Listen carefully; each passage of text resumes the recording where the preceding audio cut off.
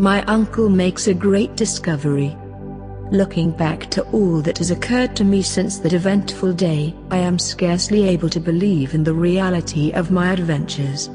They were truly so wonderful that even now I am bewildered when I think of them. My uncle was a German, having married my mother's sister, an English woman. Being very much attached to his fatherless nephew, he invited me to study under him in his home in the fatherland. This home was in a large town, and my uncle a professor of philosophy, chemistry, geology, mineralogy, and many other ologies.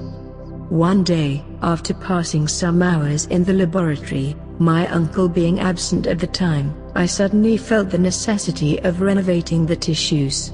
That is, I was hungry, and was about to rouse up our old French cook, when my uncle, Professor von Hardwig, suddenly opened the street door, and came rushing upstairs.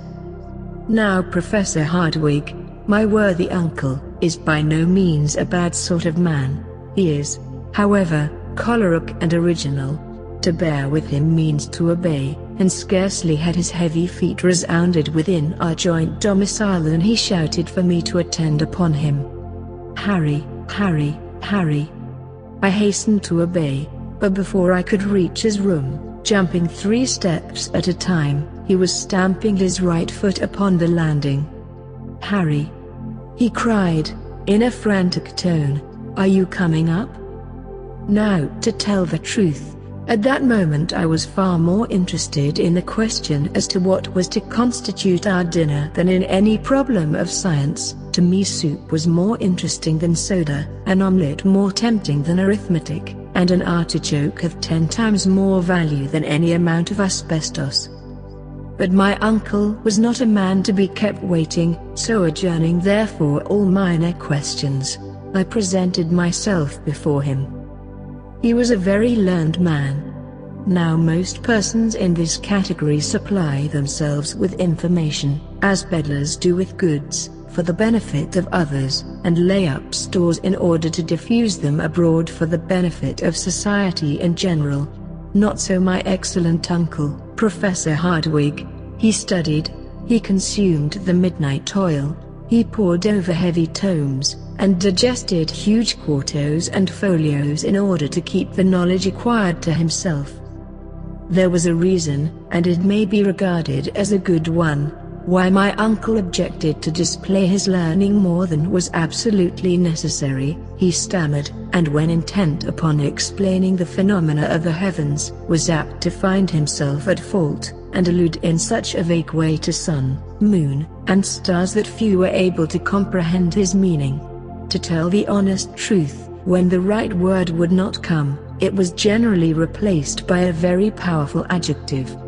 In connection with the sciences there are many almost unpronounceable names very much resembling those of Welsh villages, and my uncle being very fond of using them, his habit of stammering was not thereby improved. In fact, there were periods in his discourse when he would finally give up and swallow his discomfiture in a glass of water. As I said, my uncle, Professor Hardwig, was a very learned man, and I now add a most kind relative. I was bound to him by the double ties of affection and interest. I took deep interest in all his doings, and hoped some day to be almost as learned myself. It was a rare thing for me to be absent from his lectures. Like him, I preferred mineralogy to all the other sciences. My anxiety was to gain real knowledge of the earth. Geology and mineralogy were to us the sole objects of life, and in connection with these studies many a fair specimen of stone, chalk, or metal did we break with our hammers. Steel rods, lodestones, glass pipes, and bottles of various acids were oftener before us than our meals. My uncle Hardwig was once known to classify 600 different geological specimens by their weight, hardness, fusibility, sound, taste, and smell. He corresponded with all the great, learned, and scientific men of the age. I was, therefore, in constant communication with, At all events, the letters of Sir Humphrey Davy, Captain Franklin, and other great men. But before I state the subject on which my uncle wished to confer with me, I must say a word about his personal appearance. Alas! My readers will see a very different portrait of him at a future time, after he has gone through the fearful adventures yet to be related. My uncle was 50 years old, tall, thin, and wiry. Large spectacles hid, to a certain extent, his vast, round, and goggle eyes, while his nose was irreverently compared to a thin file. So much indeed did it resemble that useful article, that a compass was said in his presence to have made considerable nasal deviation. The truth being told, however, the only article really attracted to my uncle's nose was tobacco. Another peculiarity of his was, that he always stepped a yard at a time, clenched his fists as if he were going to hit you, and was, when in one of his peculiar humors, very far from a pleasant companion. It is further necessary to observe that he lived in a very nice house, in that very nice street, the Königstrasse at Hamburg. Though lying in the center of a town, it was perfectly rural in its aspect, half wood, half bricks, with old-fashioned gables, one of the few old houses spared by the Great Fire of 1842. When I say a nice house, I mean a handsome house, old, tottering, and not exactly comfortable to English notions, a house a little off the perpendicular and inclined to fall into the neighboring canal, exactly the house for a wandering artist to depict, all the more that you could scarcely see it for ivy and a magnificent old tree which grew over the door. My uncle was rich. His house was his own property, while he had a considerable private income. To my notion, the best part of his possessions was his goddaughter, Gretchen. And the old cook, the young lady, the professor, and I were the sole inhabitants. I loved mineralogy, I loved geology. To me there was nothing like pebbles, and if my uncle had been in a little less of a fury, we should have been the happiest of families. To prove the excellent Hardwicke's impatience, I solemnly declare that when the flowers in the drawing-room pots began to grow, he rose every morning at 4 o'clock to make them grow quicker by pulling the leaves. Having described my uncle, I will now give an account of our interview. He received me in his study, a perfect museum, containing every natural curiosity that can well be imagined, minerals, however, predominating. Everyone was familiar to me, having been catalogued by my own hand. My uncle, apparently oblivious of the fact that he had summoned me to his presence, was absorbed in a book. He was particularly fond of early editions, tall copies, and unique works. "Wonderful!" he cried, tapping his forehead. "Wonderful, wonderful!" It was one of those yellow-leaved volumes now rarely found on stalls, and to me it appeared to possess but little value. My uncle, however, was in raptures. He admired its binding, the clearness of its characters, the ease with which it opened in his hand, and repeated aloud, half a dozen times, that it was very, very old. To my fancy he was making a great fuss about nothing, but it was not my province to say so. On the contrary, I professed considerable interest in the subject, and asked him what it was about. "It is the Heimskringla of Snortalsson," he said, "the celebrated Icelandic author of the 12th century. It is a true and correct account of the Norwegian princes who reigned in Iceland." My next question related to the language in which it was written. I hoped at all events it was translated into German. My uncle was indignant at the very thought, and declared he wouldn't give a penny for a translation.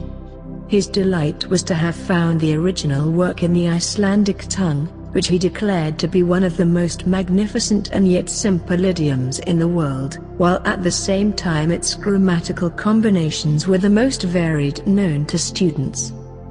"About as easy as German?" was my insidious remark.